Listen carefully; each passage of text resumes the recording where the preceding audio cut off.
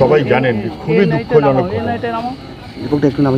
আমি এসেছিলাম, আমার সঙ্গে রাজ্যের ছাত্র যুব আন্দোলনের নেতারাও ছিলেন। পরিবারটার সঙ্গে দেখা করলাম, একটু চোখে দেখা যায় না।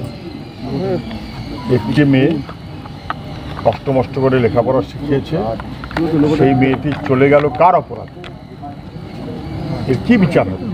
ঘটনা যে আপনারা শুনেছেন, দেখেছেন, নির্ভয়া কাণ্ডের চাইতেও ভয়াবহ, তার চেয়ে কম ভয়াবহ না।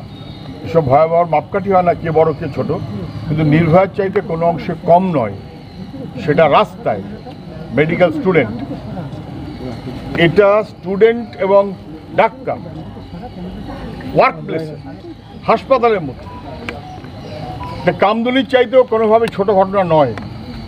কামদুনি রাস্তায় এটা যেভাবে কার্যত খুবলে মারা হয়েছে।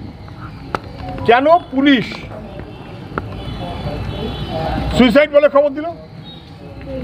কি উদ্দেশ্যে? কেন পুলিশ গোটা ব্যাপারটাকে ধামাচাপা দিতে চাইল?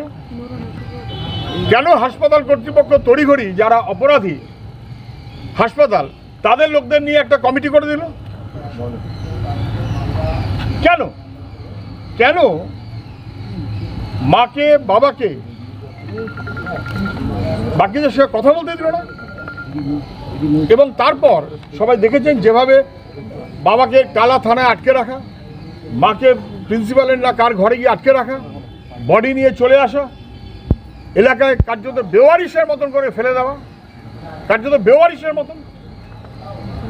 গোটা রাজ্যের বিশেষ করে ওখানকার ছাত্র এবং বাকি যারা আছেন তারা সবাই মিলিয়ে প্রতিবাদ করেছেন। মিডিয়া হইচই করে উঠেছে। তবে লোকে জেনেছে, তাহলে তো পুরোটাকে গুম করে দেওয়ার মনোভাব ছিল, পুরোটাকে ধামাচাপা দেওয়ার মনোভাব ছিল। এবং তারপর যখন পোস্টমর্টেমে প্রাইমারিলি যে কেউ দেখে বুঝতে পারছেন, এবং তারপরে পোস্টমর্টেম নিশ্চয়ই দায়ী হবে, যে কেউ দেখে বুঝতে পারছেন যে এক না একাধিক আক্রমণ, একাধিক জনের দ্বারা আক্রমণ। যেভাবে রক্ত, আমি তার বর্ণনা দিতে যাচ্ছি না। তারপর আরেকবার পোস্টমর্টেম করাটা কি অসুবিধা ছিল? এবং পোস্টমর্টেম করবার সময় তো আরো অনেকগুলো নিয়ম হিসেবে প্রিজার্ভ করে তার স্কোপ রাখতে পারত। এই সবগুলো না করে যেভাবে তড়িঘড়ি কার্যত অসভ্যের মতন ঘৃণিত মনোভাব থেকে বডি ক্রিমেশনে নিয়ে চলে গেল, বাবাকে আটকে রেখে, মাকে আটকে রেখে, পরিবারকে আটকে রেখে, বেওয়ারিশ লাশের মতন করে রেখে দিয়ে, এর চাইতে জঘন্য অপরাধ হতে পারে না। এর চাইতে জঘন্য অপরাধ হতে পারে না। আমি বলছি, আমি যতটুকু শুনেছি, রাজ্যের সবাই, যে কোনো রাজনৈতিক দলের লোকই হোক না কেন, যে কারণেই হোক না কেন, প্রত্যেকেই যে কথাটা বলেছেন সেটাই আমাদের সবার কথা হবে।